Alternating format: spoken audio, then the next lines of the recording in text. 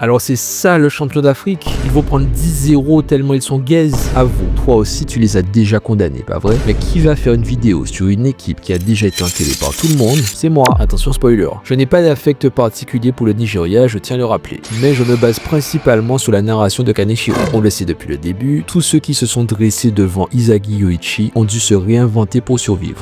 Nico, Nagi, Baro, Rin, Bashira, les 20 et surtout Kaiser. Je n'invente rien, c'est le schéma. Personne ne ressort indemne après avoir croisé Isagi. Et sérieux, quel intérêt de nous mettre autant de flashbacks sur le Nigeria? Tu crois vraiment que c'est pour les voir se faire éclater 10-0? Quand Kaneshiro veut détruire une équipe, il ne se prend pas la tête. Soit c'est off-screen comme la première sélection, soit c'est plié en 2 chapitres dans un spin-off. Là, il insiste. Et s'il insiste, je ne pense pas que ce soit gratuit. Revenons à la première mi-temps. Oui, ils prennent 2 buts coup sur coup, mais uniquement parce qu'ils se sont fait surprendre par le Blue Lock 2.0. Et j'insiste bien sur le 2.0. 2-0, sauf qu'après ça, plus rien. Pendant plus de 30 minutes, ils ont tenu. Onazi a même eu une occasion. Oui, stoppé par Gagamaru, histoire de nous montrer les fruits de son entraînement. Mais jusque-là, il n'arrivait même pas à passer. Kuzo nous a décortiqué le Blue Lock façon Yoichi mode puzzle. Il a compris que le Blue Lock Japan s'est structuré autour de patrons, une colonne vertébrale de malades. Et il a reconnu que c'était la meilleure équipe qu'ils aient affrontée. Tu crois que c'est un aveu de faiblesse?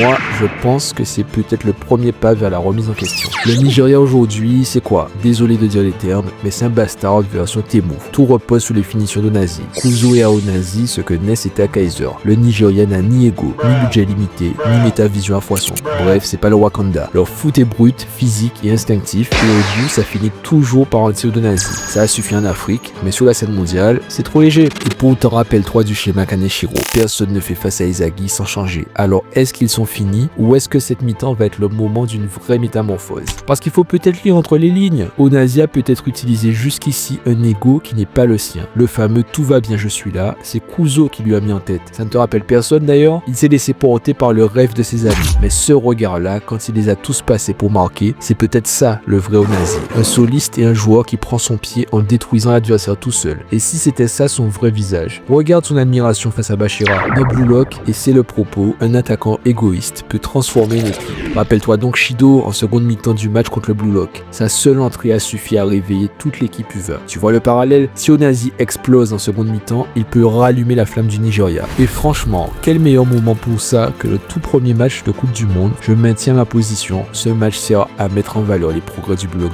2.0. Le Nigeria sur le papier est mort s'il ne change pas. Aucune chance si Onazi ne s'éveille pas enfin et si Kuzo ne se fait pas plus confiance. Mais Kaneshiro n'a pas écrit tout ça pour rien. Parce que dans le foot, et surtout dans un neketsu, ce ne sont pas que les statistiques qui comptent. Et c'est là toute l'attention. Soit le Nigeria s'éteint maintenant, soit elle marque son histoire en deuxième mi-temps.